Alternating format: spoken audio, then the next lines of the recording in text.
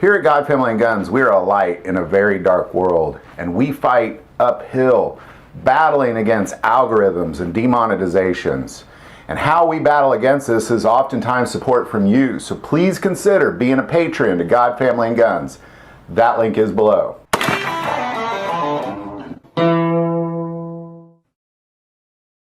Hey, we're here with Maggie at Gunners Firearms again. Hi, everybody. Good to see you today. Great to see you, and it's awesome to be here. Thanks for coming to Gunners. Heck yeah, I love this place. One of my favorite places. So we were going to talk about ammo a little bit, and not necessarily going any direction with this, just kind of what's new, what's happening with ammo. How is ammo lately? Because from what I understand, it seems abundant and supposedly going down in price. As the supply replenishes itself, the prices do drop. And so you're getting a lot of the stuff. And also, you're starting to see some of the seasonal stuff come back in. You're finally up at a safe production level. These manufacturers are at a safe enough production level where they can kind of switch one of the lines over and start cranking out just a few of these seasonal cartridges. Well, and there's so many Wildcat cartridges now. So you're saying you're just kind of all of them. So you're just getting a lot of that, like, so you're getting more of the Wildcat stuff, the 21 sharps, the random stuff that you rarely see on the shelf is starting to come back into stock, and it's not just the normal bread and butter cartridges that are on the shelves, your 30-06, your 308, 5.56, 9, 40, 45s. It's the wild, the wonderful, the unusual, and the weird. Some of the rare as well.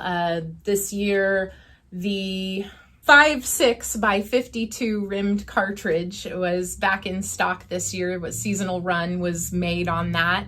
And so some of those did pop up. A lot of you guys are not familiar with that. It is not a very popular cartridge here in the United States, but it's actually a pretty big hunting cartridge, big popular cartridge for the Europe section. So all the viewers over there overseas, you guys have some stuff that we don't have here very often at all. What you do now. And yep, so from time to time, those production runs come up. So all of those cool firearms that we have here that nobody can find ammo for, they still make them. Interesting. So the big question would be price-wise. Ammo pricing. Yeah, it seems like just kind of doing a quick scan on the internet,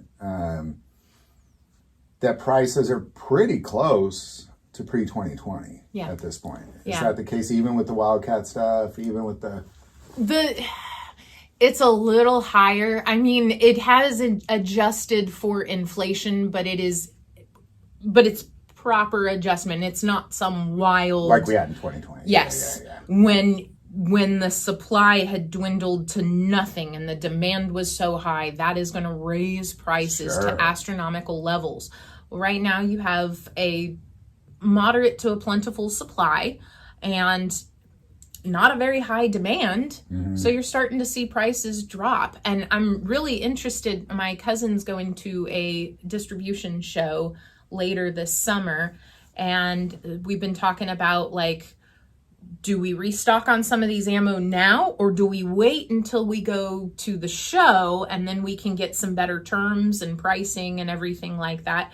Because when you buy in larger quantities, obviously they're going to give you better price breaks, things like that. But it's usually face-to-face at a dealer show for those. Okay. So we will be doing some shows and stuff like that for dealers, and hopefully my cousin's gonna bag us some really good deals and we'll have those available on the shelf. And your local dealers, because it's been kind of slow in the firearms industry, will have more time to spend away from their side of the counter, and they can go to these distributor shows and everything, these dealer shows, and maybe get some better product or some more replenish the product at better pricing.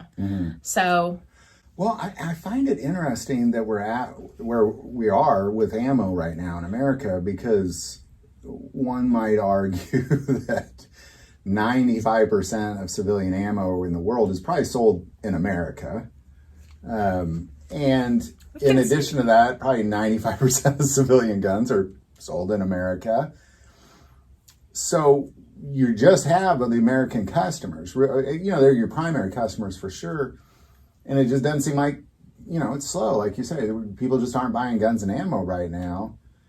It feels like everything is more expensive and has by far exceeded inflation. And guns and ammo are kind of one of the only things that I can think of that's actually going down in price. And I find that wonderful. Do you want to know? I have this really lovely tidbit of information, and it's just not really on ammo, but in 1934, our wonderful government decided that they were going to put a tax on owning silencers and machine guns. And in 1934, they set that tax at $200, a flat rate of $200 in 1934. It is no longer 1934. It is 91 years in the future. And that price has not adjusted for inflation at all. Really? Do you know what the cost of an NFA tax stamp would be if our government had adjusted for inflation 91 years in the future? I'm going to guess $4,800. Pretty damn close. Really? Yeah, you're damn near on it right there. I can't say that word. You're gosh darn on it. I appreciate it. Darn near. That is, hang on. I had it right here. Adjusting for inflation, that is $4,773.12. Man, I almost nailed it. Wow. You were so close. So close. $4,773.12. I don't know, $4,723. Yes. So yeah, you're pretty much right on there. Some things have this anomalous price on it that just does not fluctuate or change. And other things, most of the cost of ammunition fluctuates the same way the price of gasoline does. In certain areas where it is harder to get shipments to those areas, you will see increased prices. In areas where it is easy to get shipments of whatever, you will see lower prices because you can get more of them and the freight or the shipping to get it there doesn't cost as much. Buy something in Alaska versus buy something in Kansas City. Right. Buy the same thing in Alaska, buy the same thing in Kansas City, in Kansas or Missouri, and you're going to see a vast difference in price. It costs more to get things up to Alaska than it does to get it to the middle of the Midwest continental U.S. Yeah. So you're going to see fluctuation in price based on that. You are going to see some fluctuation in price based on how much the store paid to put that product on their shelf and how long that product has been on the shelf. There are 1 or 2 boxes on these shelves here at our store that are left over from the COVID buy when we could not. You couldn't even sell it, huh? Because it was so astronomically priced. And it was like the last box or 2 left, and then the next shipment that came in $10 cheaper. So the price adjusts based on what currently comes in. Yeah. But I still have more money wrapped up in those older boxes there, and I can't just lose my money. The good news is that in times where the market is flooded with ammunition or with firearms, specifically used firearms, you're going to see those prices drop significantly. And people wonder, hey, like, how come I wasn't getting this pricing back in 2020, 2021?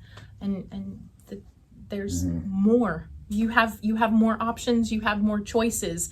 If I understand this right, what you got is a large amount of bullets for sale.